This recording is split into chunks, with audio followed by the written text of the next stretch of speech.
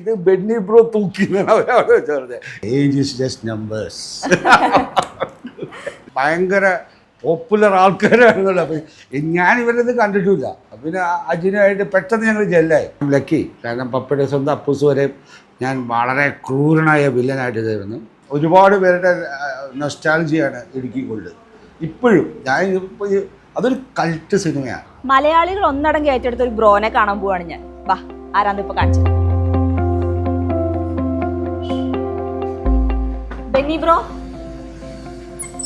ഓ നമസ്കാരം.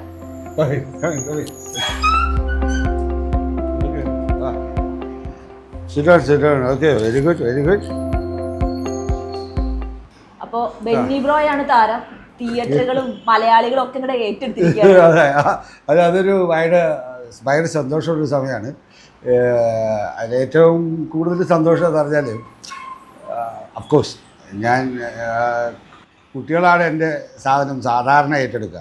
പക്ഷേ ഈ സിനിമയിൽ ഫാമിലി ഓഡിയൻസും ബെന്നി ബ്രോയിനെ ഭയങ്കരമായിട്ട് ഇഷ്ടപ്പെട്ടു എന്ന് കാണുമ്പോഴാണ് ഏറ്റവും ഭയങ്കര ശരിയാന്ന് പറയുക. കാരണം എന്നെ വിളിക്കുന്നവരെല്ലാവരും ലൈക്ക് അവർ മാത്രമല്ല, അവർ ഉടനെ തന്നെ അവരുടെ ഫാമിലി കൊണ്ടും സംസാരിപ്പിക്കും. അപ്പോൾ അവരൊക്കെ വന്നിട്ട് ഭയങ്കരമായിട്ട് എൻജോയ് ചെയ്യുമെന്ന് പറയുമ്പോൾ എനിക്ക് തോന്നുന്നത് അവസാനം ഞാൻ ആ വീണ് കിടക്കുന്ന സീനിലേക്ക് വന്നിട്ട് തിയേറ്റർ അവർ പിന്നെ അത് ഓർത്ത് ചിരിക്കുന്നുണ്ട് അവർ. അപ്പോൾ ഞാൻ മനസ്സിലാക്കി വളരെ ഗുഡ്. ഫസ്റ്റ് ടൈം ലൈക്ക് ഒരു ഫാമിലി ആക്ടറായിട്ട് മാറിക്കൊണ്ടിരിക്കുക. അവരുടെ ഇടയിൽ പോപ്പുലറായി. ഈ പപ്പയുടെ സ്വന്തം അപ്പൂസിൻ്റെ സമയത്ത് ദേ വർ ഹേറ്റിങ് മീ ആക്ച്വലി.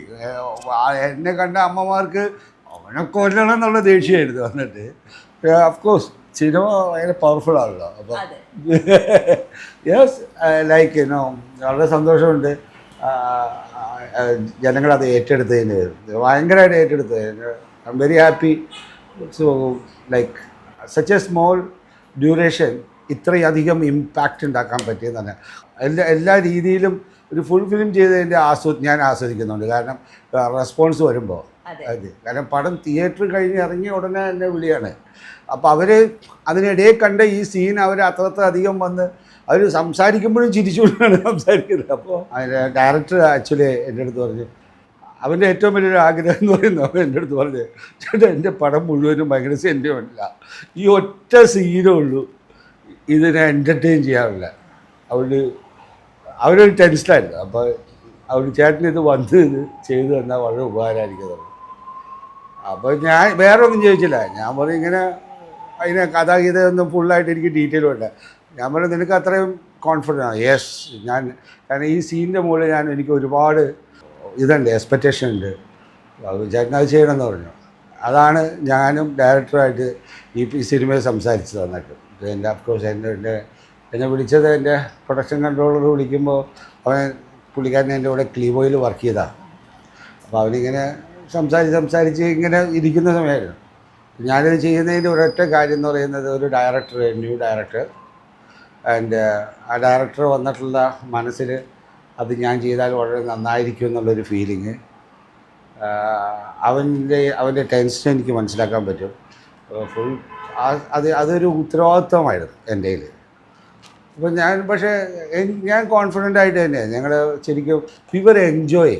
ആക്ച്വലി ആ ഷൂട്ടിങ് ഞങ്ങളൊരു ടീം എന്ന് പറഞ്ഞാൽ അവരൊരു ടീം ഭയങ്കരമാണ്. Director, the editor and the cameraman crew, 2 ക്യാമറമാന്മാർ.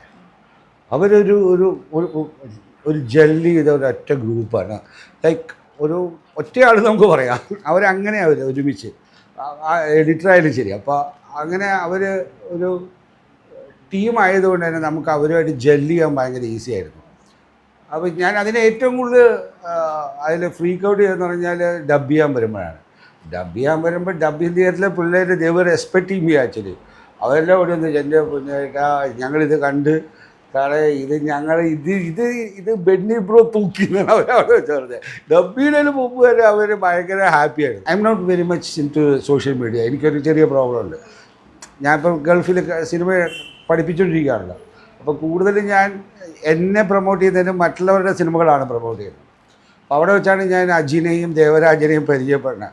അപ്പോഴാണ് അവർ പറഞ്ഞു ദേ ആർ ഓൾ ബിഗ്, ഭയങ്കര പോപ്പുലർ ആൾക്കാരാണെന്നുള്ള. അപ്പം ഞാൻ ഇവരത് കണ്ടിട്ടില്ല. പിന്നെ അജിനായിട്ട് പെട്ടെന്ന് ഞങ്ങൾ ജെല്ലായി. ദേ വണ്ടർഫുൾ ബോയ്സ് ആക്ച്വലി. ദേവരാജായാലും ശരി, അജിനായാലും ശരി, ഭയങ്കര മെൻ്റലി ഞങ്ങൾ ഭയങ്കര അറ്റാച്ച്ഡായി. ഞാൻ ആം ലക്കി. കാരണം പപ്പയുടെ സ്വന്തം അപ്പൂസ് വരെ ഞാൻ വളരെ ക്രൂരനായ വില്ലനായിട്ട് തീർന്നു. ഞാൻ അതിനോടുകൂടി ഞാൻ അഭിനയം സ്റ്റോപ്പ് ചെയ്തായിരുന്നു. അത് ഭയങ്കര ഹിറ്റായി. ആ ബ്രേക്ക് എനിക്ക് ഒരുപാട് ഗുണം ചെയ്തു. ഞാൻ എൻ്റെ വേറൊരു മേഖലയിലേക്ക് ഇറങ്ങുമായിരുന്നു. എൻ്റെ visual literacy and academical and lot of things. Film festivals organise ചെയ്യുകയല്ല. ഞാനിവിടെ ഇൻ്റർനാഷണൽ ഫെസ്റ്റിവലൊക്കെ ഓർഗനൈസ് ചെയ്തായിരുന്നു. ഈ വരവ് കിളിബോയിലൂടെയാണ് ഞാൻ രണ്ടാമത് എക്സാക്ട്ലി ഞാൻ അഭിനയിക്കാൻ തുടങ്ങിയത്. കിളിബോയ് അതൊരു കോമഡി ആയിരുന്നു. പക്ഷേ ഇടുക്കി ഗോൾഡ് അത് ഞാൻ അതിന് ആ ഒരു ഗ്യാപ്പിൽ ഉണ്ടായ ന്യൂ ജനറേഷൻ സ്റ്റുഡൻസ് ആക്ച്വലി ആ പടം ഏറ്റെടുക്കുകയും ഞാൻ അവരുടെ ഒരു ഫേവറേറ്റ് ആയിട്ട് മാറുകയും ചെയ്തു ഇടുക്കി ഗോൾഡിലൂടെ. അതെനിക്ക് തുടർന്ന് മംഗ്ലീഷ് ആയാലും ശരി, കിട്ടിയോളാൻ മാലാകയാലും ശരി, ഹാലായാലും എല്ലാം എനിക്ക് വളരെയധികം ഗുണങ്ങൾ തന്നു.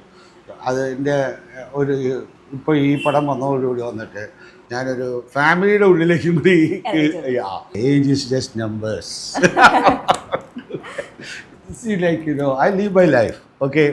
I live my life, so, I enjoy my life.